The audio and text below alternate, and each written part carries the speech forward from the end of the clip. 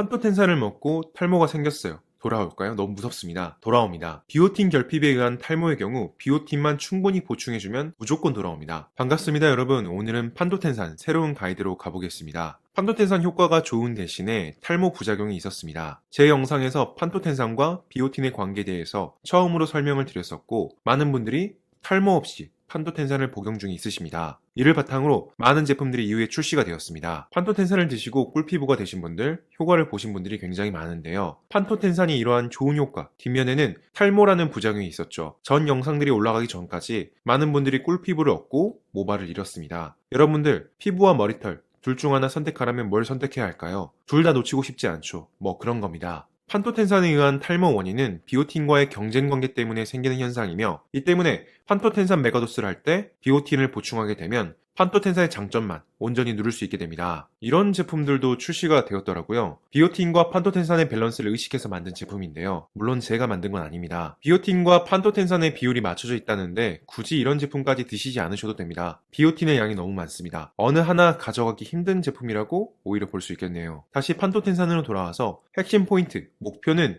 1000에서 2000mg의 판토텐산을 목표로 합니다. 추천은 2000mg까지 늘리는 겁니다. 내가 다른 사람들보다 말랐다, 이러면 1000mg으로 가시면 되고, 난 일반적인데 또는 덩치가 좀 있는데, 이런 분들은 2000mg으로 가시면 됩니다. 먼저 1000mg을 위한 가이드를 보겠습니다. 첫 주는 한 알 500mg으로 시작합니다. 둘째 주는 두 알 아침 저녁으로 나눠 먹기 시작합니다. 첫째 주부터 일주일에 한 번 정도 휴지기를 가지셔야 합니다. 2000mg 요법도 시작해 봅시다. 첫 주는 500mg 시작합니다. 둘째 주는 1000mg 증량 아침 저녁으로 나눠 먹고, 셋째 주는 2000mg 증량 공복에 먹어도 되므로 아침 점심 저녁 자기 전 이런 식으로 분복을 합니다. 귀찮다면 아침 점심 저녁 이렇게 하는데 점심에 두 알을 먹는 식으로 하면 됩니다. 식사량이 가장 많을 때 판토텐산을 두 알을 배치하면 됩니다. 그리고 각 주마다 판토텐산을 하루 쉽니다. 일주일에 한 번씩 쉬는 동안 비오틴을 충분하게 보충하시면 좋은데요. 비오틴은 1000마이크롬에서 5000마이크롬 정도면 충분합니다. 너무 높은 제품은 드시지 않는 게 좋습니다. 오히려 판토텐산을 방해하여 여드름이 다시 날 수가 있습니다. 세부적인 포인트는 댓글을 달아주시면 조율이 저랑 같이 가능합니다. 여기서 많은 분들이 궁금해하셨던 1년간의 질문들을 바탕으로 한번 Q&A를 가봅시다. 먼저 판토텐산과 비오틴이 동시에 들어가 있는 멀티비타민을 먹고 있어요. 이것도 괜찮을까요? 괜찮습니다. 이렇게 멀티비타민들, 비맥스와 같은 제품들을 보면 판토텐산 100mg, 그리고 비오틴 0.1mg, 그러니까 100마이크롬이 들어가 있는 제품들이 대부분입니다. 이 정도 안에서는 서로 간섭하지 않습니다. 판토텐산과 비오틴은 이렇게 몸속에 들어오는 통로를 공유하는 사이인데요. 한쪽이 엄청나게 과도해지면 입구를 막아버리는 그런 단순한 원리입니다. 경쟁적 저의 트랜스포터 포화랑 같은 건데요. 효소학에서 배우신 것들 그대로 세포 수송체에 사용한 것과 같습니다. 이것까지 알 필요 없으니 넘어가 볼까요? 우리는 피부를 위해 판토텐산을 기존 수치보다 몇백 배 더 먹는 겁니다. 그래서 판토텐산이 일종의 길막을 하게 되죠. 비오틴이 그래서 못 들어오는 건데요. 사실 적당량 아래에서 둘 다 원활하게 흡수가 됩니다. 종합 비타민에는 판토텐산이 많아야 200에서 500mg, 비오틴도 400마이크롬 내외로 들어가 있기에 같이 섭취하셔도 아무 문제가 없습니다. 다음으로 판토텐산 메가도스 시 비오틴을 동시에 보충해도 괜찮을까요? 동시에 섭취하시면 안 됩니다. 이 둘이 들어오는 길이 같습니다. 동시에 같은 시간에는 보충하시면 안 되고요. 4시간 정도 텀을 두신다면 괜찮습니다. 4시간 정도 시간만 두시면 장에서 서로 겹칠 일이 줄어들기 때문에 충분히 흡수가 될 수 있는데요. 이걸 너무 과도하게 하루 또는 이틀 이렇게까지 텀을 두실 필요는 없습니다. 4시간 정도 시간을 둘 수 있다면 하루 내에서도 비오틴을 충분히 섭취할 수 있습니다. 매일 종합 비타민을 먹고 있어요. 이걸로 비오틴을 대체할 수 있을까요? 그렇습니다. 이 정도로 충분히 비오틴을 대체할 수 있습니다. 다만 비오틴이 30마이크로그램, 딱 기준치에 있는 것들은 양이 매우 적은 축에 속하니 판토텐산 메가도스를 하실 분들은 적어도 비오틴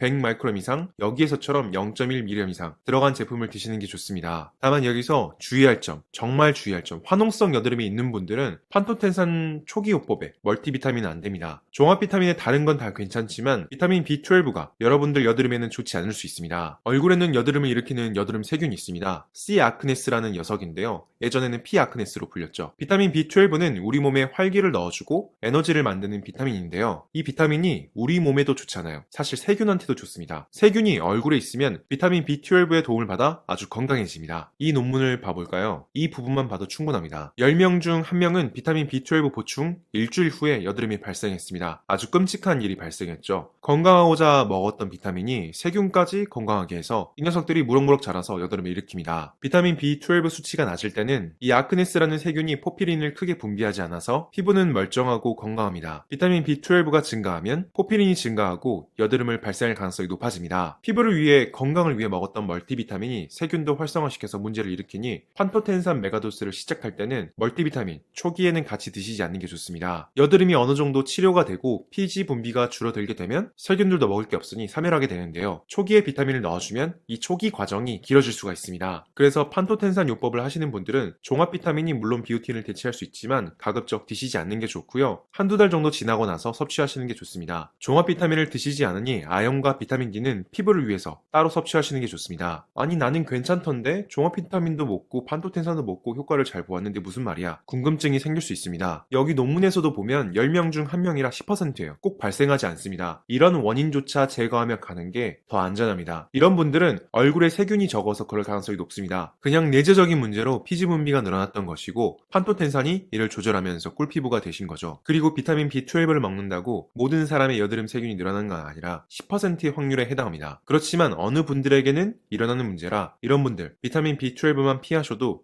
꽤나 피부가 좋아집니다. 세균이 줄어들게 되면 비타민 B12를 먹어도 피부에는 트러블이 일어나지 않으니 그 이후에는 지속적으로 보충하셔도 괜찮습니다. 일주일에 한 번 정도는 쉬었는데 모발이 가늘어지고 손발톱이 약해지고 있어요. 이런 경우는 주 2회로 휴지기를 늘리셔야 합니다. 비오틴의 경우 몸속 유산균들에 의해 만들어지기도 하고 식단에서도 섭취가 가능한 비타민입니다. 그런데 사람의 장내 세균총에 따라 유전자에 따라 그리고 식습관에 따라 어떤 분들은 비오틴을 아주 잘 만들고 아주 잘 흡수하는데요. 주 1회 휴지기로도 이런 게 부족한 분들이 있습니다. 이건 그냥 개인 차이기 때문에 휴지기를 하루 정도 더 늘리시면 충분히 개선이 됩니다. 위의 그림은 세균이 자체적으로 비오틴을 생성하는 기작이므로 유산균들을 잘 챙겨주시면 비오틴 생성이 일어날 수 있습니다. 이렇게 8알씩 3년에서 4년간 드셨는데 부작용이 없는 분들도 있습니다. 그럴 수 있습니다. 개인 차에 따라서 설명드렸듯이 비오틴을 아주 잘 흡수하고 만드시는 분들이 있습니다. 그렇지만 컨디션에 따라 비오틴 문제가 생길 수 있으니 이런 분들에게도 휴지기를 권해드립니다. 비오틴이 모발과 손톱에도 쓰이지만 몸속에 사실 에너지를 만드는데도 많이 사용되거든요. 판토텐산을 먹고 탈모가 생겼어요.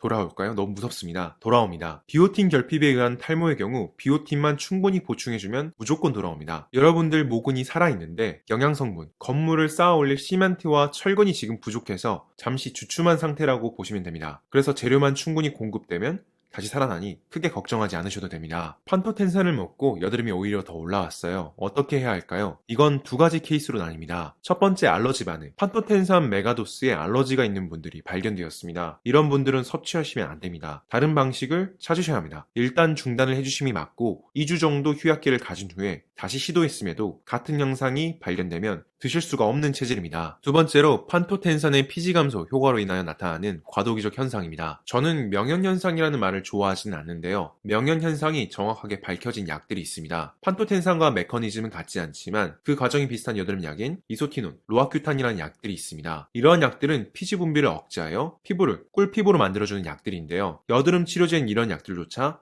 초기에는 여드름이 증가합니다. 이 부분 의약품 주의사항에 작게 써져 있습니다. 치료 초기 단기간 동안 증상이 악화되는 경우가 있으니 보통 일주일에서 10일 후 투여량의 조정 없이 점차 회복된다. 이러한 이유는 우리 모낭을 이러한 우물 모양이라고 생각을 해봅시다. 실제로 이렇게 고여있는 형태로 되어 있죠. 피지가 제대로 분비가 되면 사실 여드름이 되지도 않고 이게 유분막이 되어 우리 피부를 보호해 주는 건데요. 이게 너무 많거나 적거나 하면 문제가 되죠. 차라리 많으면 큰 문제는 발생하지 않습니다. 이게 많으면 흘러서 밖으로 나오고 기름질 뿐이죠. 오후가 되면 빛나는 이마를 볼 수 있는 분들이 있죠. 피부가 괜찮은 겁니다. 피지가 밖으로 분비가 되는데 문제가 되는 사람들이 여드름이 걸리는데요. 이게 이소티논이나 로아큐탄 그리고 판토텐산에 의해서 피지 분비량이 감소합니다. 여기까지는 괜찮은데 문제는 피지가 밖으로 밀려 나올 만한 양이 안 나오니 안에서 고이게 됩니다. 그래서 여기에서 지금까지 우리와 함께 살았던 여드름 생균이 이걸 냠냠 먹어치우면서 여드름이 증가합니다. 그 이후에 더 피지 분비량이 줄어들게 되고 여기에 먹이가 있었기에 달라들었던 세균이 굶어 죽습니다. 그 중간 과정이 여드름이 증가하는 단계입니다. 그래서 잠시 중단하고 시작하면 괜찮아지는 경우가 많습니다. 여드름 치료제에서 흔히 벌어지는 일들이지만 실제로 여드름이 늘어나면 굉장히 스트레스를 받을 수가 있죠. 실제로 많이 벌어지는 일들이기 때문에 크게 걱정하지 않으셔도 됩니다. 판토텐산의 원리를 정확하게 알면 쉽게 부작용을 처리할 수 있습니다. 여러분들의 꿀피부에 조금이라도 도움이 되셨으면 합니다. 궁금한 사항이 있으시면 댓글을 남겨주시고요. 저도 일을 하고 있는지라 댓글을 다는데 시간이 조금 걸릴 수 있지만 가급적 모든 댓글에 답변을 해드리려고 노력하고 있습니다. 오늘도 영상 시청해주셔서 감사합니다.